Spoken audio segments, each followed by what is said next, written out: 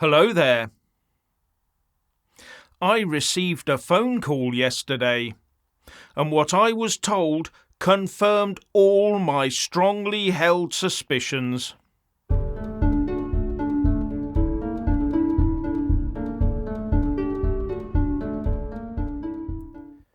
The machinations within Whitehall to ensure the demise of the UK are breathtaking. The Westminster blob has zero intention of allowing an independent UK to prosper in any way, and it goes all the way to the top. Now, we're constantly told that the most critical task a UK government has is the security and defence of the realm. That defending the UK is the government's top priority. That is now a lie. The main aim of this UK government is to become the world's social service, as illustrated by today's net migration figures, and sell off everything else to get the money to pay for it. And part of the sell-off and giveaway will be our armed forces. Right now, the UK government is in talks with the EU to place our armed forces under the control of Brussels.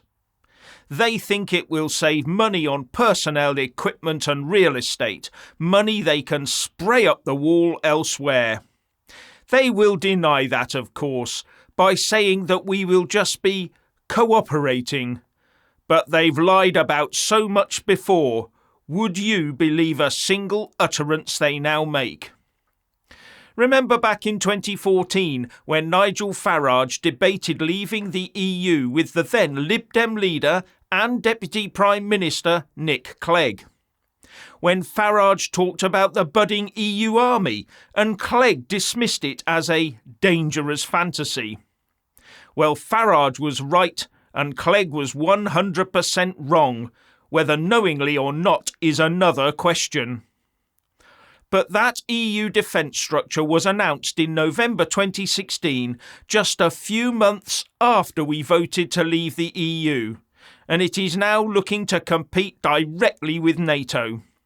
The same NATO that has provided the security umbrella under which the EU was able to function.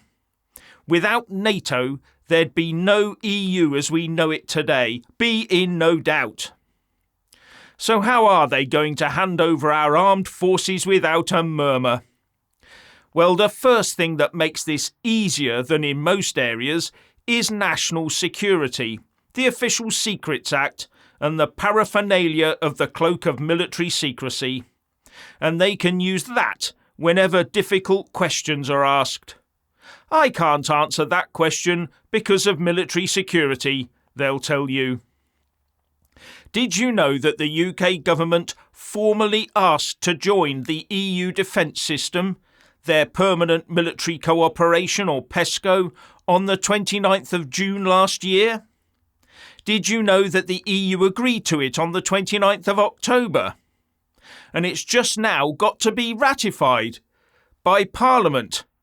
A parliament full of people who would reduce the armed forces to a nub in order to raise the cash to put in the coin slot of their worldwide social services machine.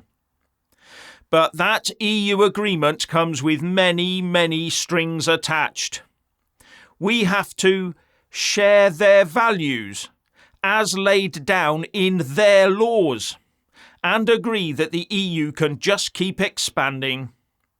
And our participation will contribute to strengthening the common security and defence policy and the Union's level of ambition, including in support of CSDP missions and operations.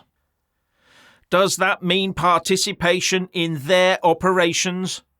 Contributing to their ambitions? Under whose command and who gives the order? Is it Brussels orders us and our government then obeys, but pretends in public to just agree to it? And also that the UK must not contravene the security and defence interests of the Union and its member states. That means that the UK can never again make an independent decision to operate militarily anywhere in the world without first asking the permission of Brussels and its member states. And that is when they say no, which is the most likely answer. And think on this. Does this also apply to our nuclear deterrent? Would that also come under the de facto control of the Eurocrats? And all that control gives the EU command over UK foreign policy. Where is the requirement for the EU to share our values? Where is the commitment to not interfere with our security and defence interests? It is not there. This is a one-way street of commitment. The UK will be committed to the EU to follow and to kowtow. And when the EU has control over our armed forces and foreign policy, it controls the whole UK. This is what our government is intent on doing. This is what the mandarins in the Westminster blob are working tirelessly towards. Now the good news, if it can be called that, is that as far as I can see, no actual agreement has yet been signed. Yet. But it will be coming fast down the pipeline. But that agreement will only mention the mobility arm of the PESCO arrangement, to allow UK forces to be deployed into the EU if required, as if they'd stop us if they needed us. But then comes the procurement requirements. Are UK arms fully compatible with the needs of the EU? If not, you have to buy their guns and ammo. You get the idea. Now, there was a meeting of the European Scrutiny Committee of MPs last month, chaired by Brexiteer MP Bill Cash. And as part of the opening, he said, "This is the first evidence session of our inquiry, from which we hope to gain from you a background understanding of the EU's permanent structured military cooperation and its programme, and how it fits with UK defence policy, and that on cooperation with the EU post-Brexit." And he also said, We are especially interested in the new PESCO military mobility project and the government's decision for the UK to participate as a third country. And the government's decision for the UK to participate as a third country. The decision has been made. Now, the mobility strand of PESCO is just one of many.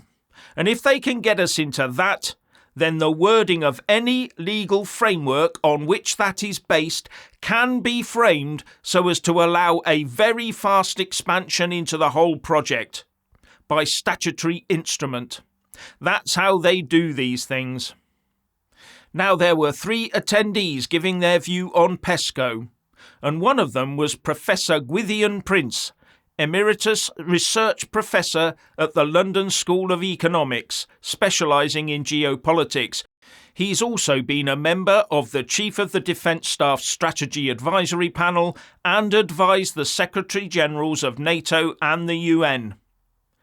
And here he is holding up one of the diagrams the EU uses to confuse people looking into this, hoping to keep scrutiny at bay. I would argue, as a headline statement, and I will sustain in as much detail as you wish, that the European efforts, and here perhaps Malcolm and I may take a different view, are wholly unhelpful. They are entirely unnecessary militarily.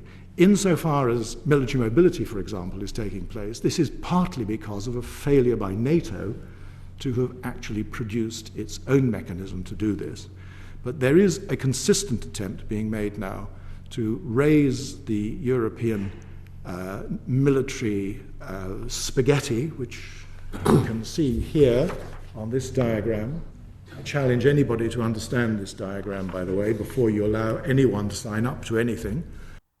And he told the committee that this was a purely political project to enhance the concept of ever closer union. And very interestingly, he said that all public talk about the EU military concept was kept out of the public gaze until after the referendum, in case the UK voter took flight. Now that means that once the referendum was over, I take that to mean we'd have very quickly been bounced 100% into the EU defence arrangement and possibly the Euro and Schengen as well. Because if Remain had won, it would have been claimed that the referendum result negated the 2011 Act that prevented us giving more power to the EU. Anyway, Professor Prince went on to say, the point is that the complexity is part of the mode of action. It acts as a sort of smokescreen because people's eyes glaze over. But when you unravel them, you discover that the objective in all of these areas, including military mobility, which Malcolm mentioned, which will come, is also the same, which is that it is not cooperation, it is subordination. And our government, aided by a pro-EU parliament, is chomping at the bit to sign up to it.